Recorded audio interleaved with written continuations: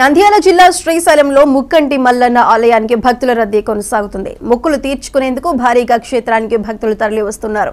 పైగా ఈ రోజు సోమవారం శివునికి ప్రీతికరమైన రోజు కావడంతో భక్తులు శ్రీ స్వామి అమ్మవారి దర్శనానికి బారులు తీరారు.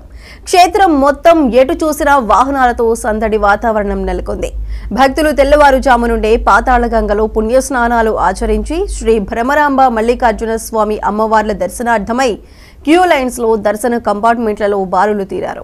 అయితే భక్తుల రద్దీ దృష్ట్యా ఆలయ క్యూ లైన్లలో భక్తులకు ఎటువంటి ఇబ్బందులు కలగకుండా శ్రీ స్వామి అమ్మవార్లను దర్శించుకునేలా ఆలయ ఈవో పెద్దిరాజు అధికారులు ప్రత్యేక ఏర్పాట్లు చేశారు. దర్శనార్థమై క్యూ లైన్లు కంపార్ట్మెంట్లలో ఉన్న భక్తులకు ఎప్పటికప్పుడు అల్పాహారం, పాలు, బిస్కెట్స్, మంచినీరు అందిస్తున్నామని దేవస్థానం ఈవో పెద్దిరాజు తెలిపారు. ఇవి ఇప్పటివరకు అప్డేట్స్. Keep watching 99 TV.